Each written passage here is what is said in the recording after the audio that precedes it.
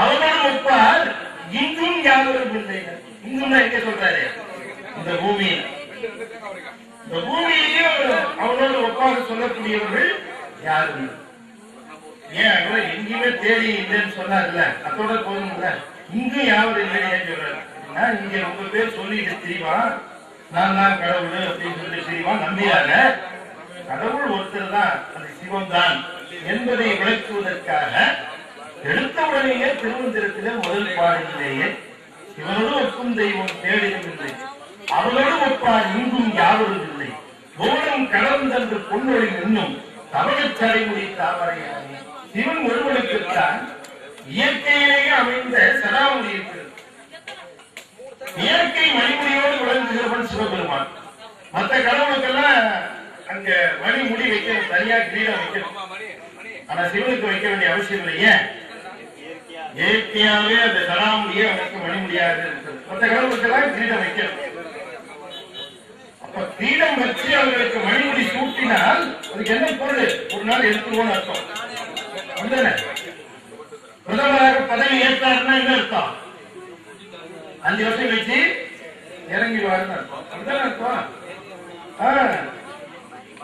அப்ப ஒரு பதவி தரப்படுகிறது, மணிமுடி சூட்டப்படுகிறதுனா அது ஒரு காலத்திற்கு பிறகு இறக்கப்படும் அர்த்தம்.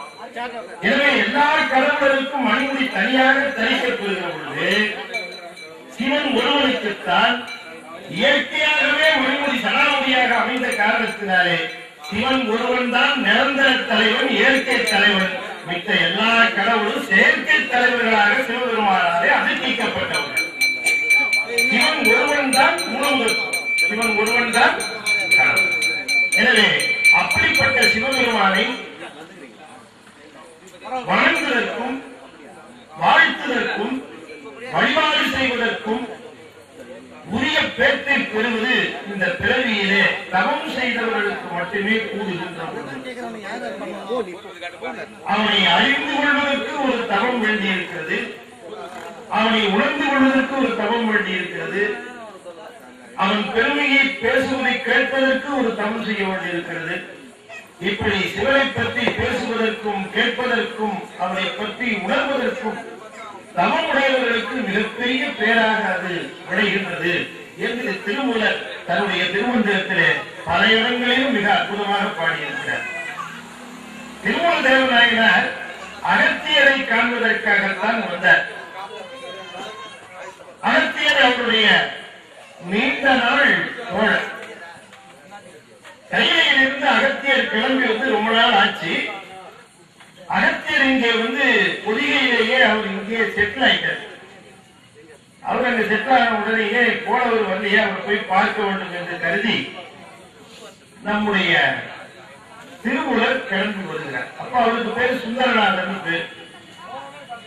வருகிறவர் சுந்தரநாதன் கிளம்பி வருகிற பொழுது பல்வேறு தலங்களை தரிசித்து வருகிற பொழுது திருவாவூரைக்கு அருகாமையிலே இருக்கக்கூடிய சாத்தனூர் என்கிற ஊரிலே வருகிற பொழுது அங்கே ஒரு இளைஞன் இறந்து கிடக்க அவனை சுற்றி அவன் வைத்து வந்த பசுக்கள் சுற்றி அழுத வண்ணமாக இருந்தன.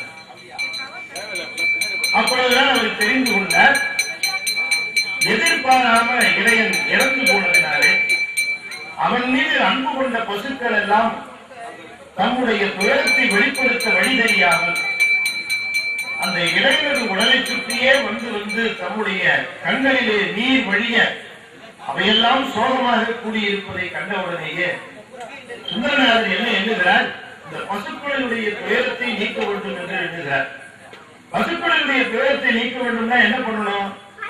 திரும்பவும் அங்கே படுத்து கிடக்கிற இடையன் எழுந்திருக்கிறது. எனவே படுத்து கிடக்கிற இடையன் எழுத்திருக்க வேண்டும் என்பதற்காக தன்னுடைய உடலை ஒரு இடத்திலே சேமித்து வைத்து அந்த உடலிலிருந்து தன்னுடைய உயிரை பிரித்து அந்த உயிரை இறந்து கிடக்கிற இடையன் உடலுக்குள்ளே புகுத்துகின்றார். இதற்கு பரகாய பிரவேசம் என்று பெயர். அட்டமா சித்திகளும் கைவந்த நிலையிலே வழங்கக்கூடிய சுந்தரநாதர் மூலனுடைய உடலுக்குள்ளே புகுகின்றார். இடையன் எழுந்திருக்கின்றார். எழுந்தவுடனேயே பசுக்குளங்களால் மிக்க மகிழ்ச்சி அடைகின்றன, சுற்றி சுற்றி வருகின்றன, நாவால் நக்குகின்றன. அவற்றையெல்லாம் தட்டி கொடுத்து மேய்க்க விடுகின்றார். மாலை காலம் வந்தது.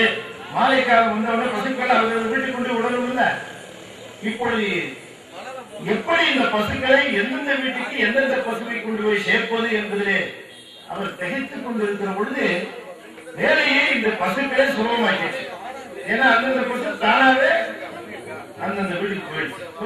வேலை இல்லை, பசுக்களோடு போகிறார். அந்தந்த பசு அந்தந்த வீட்டுக்கு போனது. கடைசியிலே இவர் மட்டும் இங்கே நின்றார். அப்பொழுது தாம் திரும்ப சென்று தம்முடைய உடலை பெற வேண்டும் என்று எழுதுகிற பொழுது மனைவியானவள் வந்து அவரை திருந்துகின்றார். அப்பொழுது அவர் உணர்த்துகின்றார், நான் சுந்தரநாதன், மூலன் அல்ல என்று உணர்த்துகின்றார். ஊர் மக்களும் தெரிந்து கொள்கின்றார்கள். அந்த நிலையிலே தன்னுடைய உடம்பை தேடி போகிறவருக்கு தன்னுடைய உடம்பு காணாமல் திகைக்கின்றார். இறைவனுடைய அருளை சிந்திக்கின்றார். திருமந்திரம் என்று சொல்லக்கூடிய ஒரு நூலை தர வேண்டும் என்பது இறைவனுடைய கட்டளை என்று அங்கிருந்து கிளம்பி திருவாவூதுறையில அரசமர தடியிலே அமர்ந்து பெருமானை மேற்கு முகமாக நின்று யோசித்து சிந்தையை குடிகொள்ளுமாறு செய்து யோக நிலையிலே இருந்து பாடல்களை அருளை செய்தார். அதுதான் இப்ப நமக்கு கிடைச்சிருக்கிற திருமந்திரம். திருமந்திரம் என்ன சொல்லுகிறது?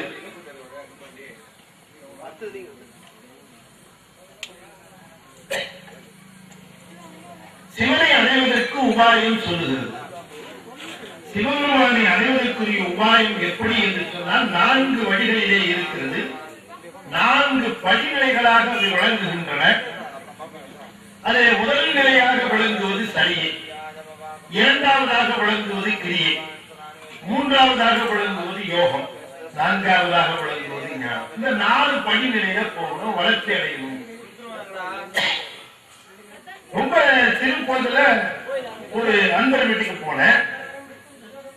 ஒரு குழந்தை அங்க இருந்தது. 5 வயசு இருக்கும். இந்த குழந்தைய எனக்கு அறிமுகப்படுத்தினாங்க. இந்த குழந்தைய பார்த்து, அம்மா உன் பேர் என்ன? தன்னுடைய பெயரை சொல்லிச்சு. ஒரு பாட்டு பாடுமா அப்படின்னு. இந்த குழந்தை ஒரு பாட்டு பாடிச்சு. என்ன பாட்டு பாடிச்சு? தேவாரமா பாட போகுது. சொல்லி கொடுத்தாலும் அது பாட தேவாரத்தை. அது A for apple, B for biscuit, C for chocolate, D for donkey படிச்சு. சரின்னு சொல்லிட்டு ஏதாவது ஒரு பாட்டையாவது பாடிச்சேன்னு ஒரு சாக்லேட் கொடுத்தேன். இந்த குழந்தை இந்த சாக்லேட்டை வாங்கி சந்தோஷம் வெளியூர் போயிட்டேன். 15 வருஷம் வெளியெல்லாம் சுத்ததுக்கு அப்புறம் திரும்ப அந்த ஊருக்கு போனேன். அந்த வீட்டுக்கு போனேன். இந்த அம்மையார் வரவேற்றார்கள். அப்ப அவங்க கிட்ட கேட்டேன், ஒரு 15 வருஷத்துக்கு முன்னாடி சிறுமி இருந்தாரு, குழந்தை இருக்காங்க. இருக்கா? இப்ப என்ன வயசு இருக்கும் அந்த குழந்தைங்க? 20 வயசு ஆச்சா? இப்ப அந்த பொண்ணை கூப்பிட்டேன். எப்படி பாருங்க, நல்லா இருக்கு, ஒரு பாட்டு பாடுமா இருப்பாரு அப்படின்னு. உடனே அந்த பொண்ணு பாடிச்சு. என்ன? A for apple, B for biscuit, C for chocolate. எப்படி இருக்காங்க? சாக்லேட் அப்படிங்க அட்டக்கடவுல உடம்புதான் வளர்ந்துருக்கு, அறிவு வளரவே இல்லையே. அதே பாட்டை பாட ரசிக்க முடியுமா? அப்படிங்களா? சரி, 15 வருஷத்துக்கு முன்னால சாமியை பார்க்க வந்தோம். எப்படி பார்க்க வந்தோம்? வெத்தலை பாட்டு, தேங்காய், வாழைப்பழம், பூவு எல்லாத்தையும் எடுத்துட்டு வந்தோம் சாமியை பார்க்கறதுக்கு. 15 வருஷம் வச்சு இப்பவும் கோயிலுக்கு போறோம். என்ன எடுத்துட்டு போறோம்? என்ன எடுத்துட்டு போறோம்? அதே தேங்காய், அதே வாழைப்பழம், அதே பூவு, அதே வெத்தலை பாட்டு. அவனுக்கு எப்படி இருக்கு? ஏண்டா இப்ப மாத்தவே மாட்டியாடா? எத்தனை நாள் இந்த தேங்காய் வாழைப்பழத்தை பார்க்கிறது? வளர்ச்சி வளரமா பக்தியில ஆள் வளர்றது பக்தியில வளர்ச்சி இருக்கா? எப்படி பக்தி வளர்வது? அப்ப அங்க போய் நிற்கிற பொழுது என்ன செய்ய வேண்டும் என்று சொன்னால், இந்த நாக்கு கொடுத்துருக்காங்க. எதுக்காக கொடுத்துருக்காங்க நாக்கு? எத்தனையோ செய்திகள், எத்தனையோ பேச்சுகளை பேசுறோமே, இந்த நாவினாலே அவருடைய பெயரையோ அவருடைய புகழையோ நாம் சொல்லுகிறோமா? அப்படி சொல்ல வேண்டும் என்பதற்காகத்தான் இந்த நாவை நமக்கு இறைவன் தந்திருக்கிறான் இல்லையா? அதனால நாவினால பெற வேண்டிய அந்த நன்மையாக இருக்கக்கூடிய பெருமானுடைய திருநாமத்தை, சிவநாமத்தாமணியே அன்பில் விளைந்த ஆளுதே பொய்மையே பெருக்கி பொழுதினை சுருக்கும் புழுத்தலை புலையனின் தனக்கு செம்மையாய சிவபதம் அளித்த செல்வமே சிவபெருமானே இம்மையே உன்னை சிக்கன பிடித்தேன் எங்கெழுந்தழுவதிலேயே அப்படின்னு சந்தையில நீங்க பாடுனீங்கன்னா டக்குன்னு பார்ப்பேன் யாரும் திருவாசகம் சொல்றாங்க யாரு அப்படின்னு. வழிபாடு என்பது என்னன்னா நம்முடைய நாவினாலே சான்றோர்கள் அருளி செய்த பாடல்களை அங்கே சொல்லுவது, அதுதான் அர்ச்சனை வழிபாடு. வழிபாடுன்னா வேற ஒன்றும் கிடையாது. நாம கொண்டு போங்க, மலர் கொண்டு போங்க, தேங்காய் கொண்டு போங்க, வாழைப்பழம் கொண்டு போங்க, அதெல்லாம் உங்க சௌரியம். ஆனால் இவையெல்லாம் இறைவனுக்கு போய் சேருவதில்லை.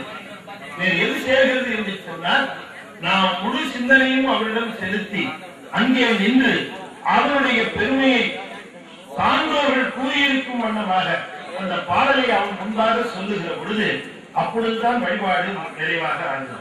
திருஞான சம்பந்தர் 4000 பாட்டு பாடியிருக்கார், திருநாவுக்கரசர் 4000 பாட்டு பாடியிருக்கார், சுந்தரமூர்த்தி சுவாமிகள் 1000 பாட்டு பாடியிருக்கார், மணிவாசகர் 600 பாட்டு பாடியிருக்கார். நம்ம எத்தனை பாட்டு பாடியிருக்கோம்? இல்ல, அந்த பாடின பாட்டுல எத்தனை பாட்டு பாடுறோம் இல்லையா? ஏன் பாடினார்கள் என்று கேட்டால் நாம் சான்றோர்கள் அருளி செய்த பாடல்களை பாடுவதன் மூலமாக இறைவனுடைய அருளை எளிதாக பெற முடியும். எனக்கு ராகம் இல்லையே சார், நான் ரொம்ப ராகமா பாட முடியாது, எனக்கு ராகம் கூட தெரியாது, அதெல்லாம் தேவையே கிடையாது. இறைவன் முன்பாக நின்று நமக்கு தெரிந்த வண்ணமாக பாடுகிற பாடலை எப்படி பாடினாலும் கேட்கணும் இல்லையா? நம்ம வீட்டு குழந்தை பாடிச்சுன்னு வச்சுங்களேன், 2 வயசு குழந்தை 5 வயசு குழந்தை பாடுது, நம்ம என்ன செய்வோம்? சுமாரா பாடினா கூட வருங்காலத்தில் எஸ்பிபியா ஆகிறதுக்கு வாய்ப்பு இருக்கு. இவங்க என்ன அருமையான குரல் நாம சொல்லுவோம் இல்லையா? நம்ம குழந்தை அது போலத்தான் இறைவனும் நாம எப்படி பாடினாலும் சரி அவனுக்கு அது மகிழ்வூட்டுவதாகத்தான் இருக்கும். எனவே இறைவன் திருமுன்பாக நின்று ஆண்டோருடைய வாக்குகளாக அமைந்த 12 திருமுறைகளிலே பாடல்களை எடுத்து சிவபெருமானிடம் நாம் சொல்லுகிற பொழுதுதான் வழிபாடு நிறைவாகும். அதனால்தான் சிவபெருமான் சொன்னார் சுந்தரமூர்த்தி சுவாமிகளை பார்த்து, எமக்கு அர்ச்சனை பாட்டே ஆகும், ஆதலால் சொற்களை பாடுக என்றார் தூமரை பாடும் வாயார். எமக்கு அர்ச்சனை பாட்டே ஆகும், ஆதலால் சொற்கள் பாடுக என்றார் தூமரை பாடும் வாயார். எனக்கு அர்ச்சனைனா என்னன்னு கேட்டா பாட்டுதான் அர்ச்சனை. வருகின்றவர்கள் தமக்கு தெரிந்த பாடலை, அதுவும் சான்றோர்கள் அருளி செய்த ஞானிகள் அருளி செய்த பாடலை சன்னதியிலே சொல்லுவதுதான் அந்த வழிபாடாக அமைகிறது. அதனாலே நாம் என்ன தெரிந்து கொள்ள வேண்டும் என்று சொன்னால் சிவபெருமானுக்கு விஞ்சிய கடவுள் கிடையாது. ரொம்ப அற்புதமாக நம்முடைய திருமந்திரத்தில் திருமூலர் சொல்லுகிறார், அவனை ஒழிய அமரரும் இல்லை. அவனை ஒழிய அமரரும் இல்லைன்னா என்ன அர்த்தம்? அமரர்னா என்ன அர்த்தம்னா இறப்பில்லாதவர்கள். சிவபெருமான் ஒருவருக்குத்தான் இறப்பும் கிடையாது பிறப்பும் கிடையாது. பிறப்பு இறப்பு அற்றவன் சிவபெருமான் ஒருவன் தான். அவனை ஒழிய அமரரும் இல்லை. எங்கேயாவது சிவபெருமான் எங்கேயாவது பிறந்தார் அவதாரம் எடுத்தார் எங்கேயா இருக்கா? சிவபெருமான் ஜெயந்தி எங்கேயாவது கேள்விப்பட்டிருக்கீங்களா? அவன் பிறவாரி யாக்கை பெரியோன் என்று சொல்லப்படுகிற சிவபெருமானுக்கு பிறப்பு கிடையாது. பிறப்பில்லாத சிறப்பை பெற்ற ஒரே கடவுள் சிவன் ஒருவன் தான். அவன் ஒருத்தருக்கான். போக்கும் வரவும் புணர்வும் இல்ல புண்ணியமே என்பார் சிவபுராணம். அப்படி போவதும் வருவதுமாக நாம இருக்கிறோம் இல்லையா? நம்ம ஒரு போக்குவரத்து கழகத்துல இங்க வருது போறது, இங்க வருது போறது, ஒரு போக்குவரத்து பண்ணிட்டே இருக்கும். நீங்க நல்லா எழுத முடியும் பாருங்க. இந்த உலகத்துல பிறக்கிற விலங்குகள்,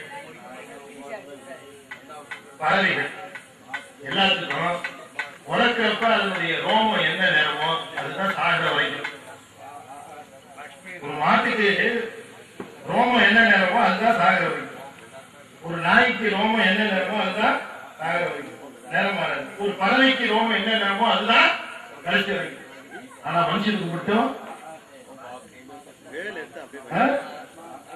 முதல்ல என்ன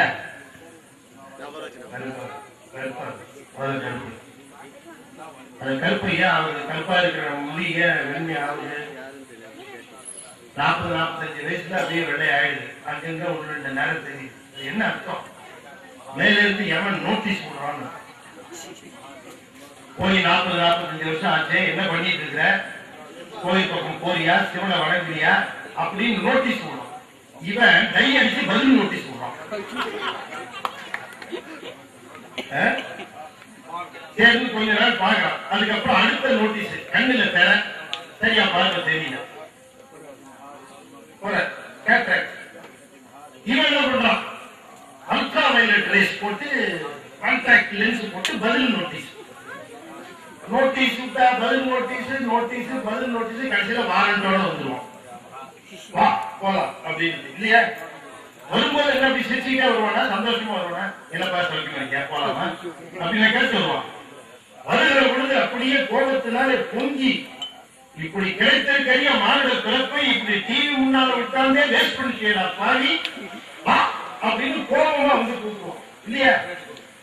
அப்படி கோபமா கூப்பிடுற எவன்கிட்ட, hello mister Emadharman, will you please wait for 5 minutes? ஏண்டா இல்ல இந்த திருப்புகழ் படிச்சா யமபயம் இல்லைன்னாங்க. ஒரு திருப்புகழ் படிச்சுட்டு வந்தாங்க அப்படின்னு சொன்னா கேட்பானா, ஏண்டா ஐடியா ஐமோட்டி இத்தனை நாள் என்ன பண்ணிட்டு இருந்த வாங்க அப்படின்ட்டு கழுத்துல கைத்த போட்டு இருப்பான். எப்படி இருப்பான் தெரியுமா? மலை போலே கனைத்தழும் பகடது பிடந்து செய்வது கருத்த மெஞ்சின மரணிதனுடைய கதித்தடந்தெறி கைரடி கதை கொடு ஒரு போதே கலக்குறும் செயல் ஒளிவர அழிவு கருத்திடைந்தன முழுமுழு தலைமைகள் கணத்தில் என் பயம் வரமையில் முதுகில் வருவாயே. அருமையிலார் சொல்ற வரும்போது எப்படி வருவான்னு அப்படி வருவான். கடும் கோலத்தோடு வருவான். அடித்து பேக்க விட்ட அகில் வேலும் கவியை அன்பால் எடுத்து பிழையரகத்தின் நிதி எரியும் நிழல பிடித்து புகையர வெங்கூற்றன் கழுத்தில் சுருத்து இட்டு இழுக்கும். கழுத்துல சுருக்கு போட்டு இருப்பான். ஏன்னா நான் இத்தனை காலத்தை கொடுத்துருந்தோம் உனக்கு ஆயுசுல. ஒரு காலத்துல கூட நீ வணங்கல, வாழ்த்தல, பாடல, இப்ப போய் பாடுறீங்க வா அப்படி குடிச்சு இழுப்பான். இல்ல கைத்த போட்டு போயிடுவான. இவன் இருப்பான், அவன் இருப்பான், இவன் இருப்பான், அவன் இருப்பான், அவன் இருப்பான். வெளியில சொல்லுவாங்க 3 நாளா இழுத்துட்டு கிடக்குது சார் அப்படின்னு இல்லையா? யாரெல்லாம் சிவன் கோயிலுக்கு வந்து சிவபெருமானை வணங்கி திருநீர் இடுகின்றார்களோ அவர்களை எல்லாம் எவன் வணங்கி செல்வானாம். இது சான்றோர்கள் சொல்லுகிற கருத்து, திருவள்ளுவர் சொல்லுகிற கருத்து. யாரெல்லாம் திருநீர் இட்டுக் கொண்டிருக்கிறார்களோ அவர்களுக்கெல்லாம் சிவபெருமானுடைய சிவகணங்கள் வந்துதான் அழைத்து செல்லும். யமதர்மனுடைய ஆட்கள் வரமாட்டார்கள். யார் ஒருவர் திருமுறை பாடல்களை பாடி சிவபெருமானை வணங்கி மகிழ்ந்து துதித்து, ஏன்னா அவன் தான் சுடுகாட்டுக்கு கண்ட்ரோல். யாரு? சிவபெருமான். சுடுகாட்டு இருக்கான். வேற எந்த சாமி அதை பார்த்து ஏரியா பக்கமா போறது கிடையாது. ஏன்னா சாமிக்கே பயம் சுடுகாட்டு பார்த்தா. இந்த சாமியில அந்த ஏரியா பக்கமா போவாது. ஆனா சிவபெருமான் அங்கேயே ஆடுகின்றான் இல்லையா? ஆடு அரங்கமாக வழங்குகின்றான். அவன் ஒருவனுக்குத்தான் அருவம், உருவம், அருவுருவம் என்கிற 3 இருக்கிறது. வேற எல்லா கடவுளுக்கும் உருவம் இருக்கும், அருவம் இருக்காது, அருவுருவம் இருக்காது. சிதம்பரத்துல போனீங்கன்னா சிதம்பர ரகசியம் ஒன்று காட்டுவாங்க. தெரியுங்களா? சிதம்பர ரகசியம் யார் பார்த்திருக்கா? சிதம்பர ரகசியம் சிதம்பரத்துக்கு போனவங்க யாரு? ஒருத்தர் போயிருக்காங்க, 2 பேர் போயிருக்காங்க, 3 பேரு யோசித்து கை தூக்குறாங்க. சார் கேள்வி கேட்பாரோ ஒரு பயமும் வேண்டாம். ஆமா, அவருடைய நீங்க எப்ப கொடி காட்டுறீங்களோ அப்ப நிறுத்திடுவேன். அவருடைய அருள் பெறுகின்ற அந்த நிலை, அவருடைய அருள் இல்லாம இந்த உலகத்தில் எதுவும் கிடையாது. அருள்தான் எல்லாமே நடக்குது. சிவபெருமானுடைய திருவுருள் இன்றி இந்த உலகத்தில், ஆனா அவர் சொல்லிட்டு இருக்க மாட்டான். இப்ப நான் உங்களுக்கு உதாரணம் சொல்ல தெரியும். இது என்னமா அந்த பாப்பா கேட்போம். வாட்டர் பாட்டில் எதால பார்த்த? வாட்டர் பாட்டில் எதால பார்த்த? நீ கண்ணால வாட்டர் பாட்டில். இது என்னன்னு கேட்டா வாட்டர் பாட்டில். இது என்னமா? செல்போன். எப்படி சொன்ன? கண்ணால. எல்லாரும் ரொம்ப ஆர்வமா பாக்குறாங்க. செல்போனு, வாட்டர் பாட்டில் காட்டுறா, திடீர்னு பராவா மாத்திடுவார். No magic, only logic. இப்ப அந்த குழந்தைய கேட்டேன், இது என்னன்னு கேட்டேன், வாட்டர் பாட்டில். எப்படிமா சொன்னேன்? கண்ணால பார்த்தேன் அப்படின்னு. இது என்னன்னு கேட்டேன், இது செல்போன் சொல்லிச்சு. எப்படிமா சொன்னேன்? கண்ணால தான் பார்த்தேன் அப்படின்னு. இப்ப இங்க இருக்கிற விளக்குகள் திடீர்னு அழிஞ்சு போச்சு. எல்லா விளக்குகளும் அழிஞ்சு போச்சு. நான் உடனே இதை எடுத்து காட்டி உங்கள்கிட்ட கேட்கறது என்னன்னு கேட்கிறேன். சொல்ல முடியுமாமா? சொல்ல முடியும். ஏமா கண்ணும் இருக்கு, பொருளும் இருக்கு, கண்ணால பார்த்து சொல்ல வேண்டியதானே? ஓ, வெளிச்சம் இல்லையா? வெளிச்சம் இல்லையா? அதனால சொல்லணும். அப்ப இது என்னன்னு கேட்டா வாட்டர் பாட்டில்னு சொல்லிச்சு. எப்படி சொன்னேன்னு கேட்டதுக்கு கண்ணால பார்த்தேன்னு சொல்லிச்சு. வெளிச்சம் துணை செய்ய கண்ணால பார்த்தேன்னு சொல்லி இருக்கணும். ஆனா துணை செஞ்ச வெளிச்சத்தை மறந்துட்டு நானே கண்ணால பார்த்தேன்னு சொல்லிடுச்சு. அது போல இந்த உலகத்திலே எல்லாவற்றையும் நாம் அறிந்தோம் செய்தோம் என்று சொல்லிக்கொண்டே இருக்கிறோம். திருவருள் துணை செய்ய இவற்றை நாம் செய்கிறோம் என்பதை மறந்து போய்விடுகின்றோம். அது கூட இருந்து துணை செய்து கொண்டே இருக்கிறது. ஆனா அது முன்னால சொல்றது இல்லை, நான் தான் துணை செய்கிறேன் அப்படின்னு சொல்றது கிடையாது. அது எதிர்பார்க்கறதும் கிடையாது. இறைவனை உணர்வதற்குன்னு இப்ப திருக்கோயிலுக்கு இப்படி பார்த்துட்டு இருந்தார் சாமி தெரியல. நான் போய் நின்னாங்க. நின்ன உடனே பார்த்து என்ன திரும்பி பார்த்தாரு. ஐயா இங்க சிவகுமாரா இருந்தாரு. ஆமாங்க அப்படின்னா. சொற்பொழிவு வந்திருக்கீங்களான்னு கேட்டாரு. ஆமாங்க சொற்பொழிவு செய்ய வந்திருக்கேன். உடனே ஒரு முகத்துல ஏகப்பட்ட சந்தோஷம். என்ன சந்தோஷம்னா, நான் சொற்பொழிவு செய்ய போறேன், கேட்க போறோங்கிற சந்தோஷம் இல்லை. நாம தான் சாமியை பார்க்க முடியறது இல்லைங்கிறது இல்ல, சொற்பொழிவாளரே பார்க்க முடியல இல்லையா? அது ஒரு தனி சந்தோஷம் தானே. எப்பவுமே நம்ம வீட்டுல கரண்ட் போயிடுச்சுன்னா அங்கேயும் இல்லை, அங்கே இல்ல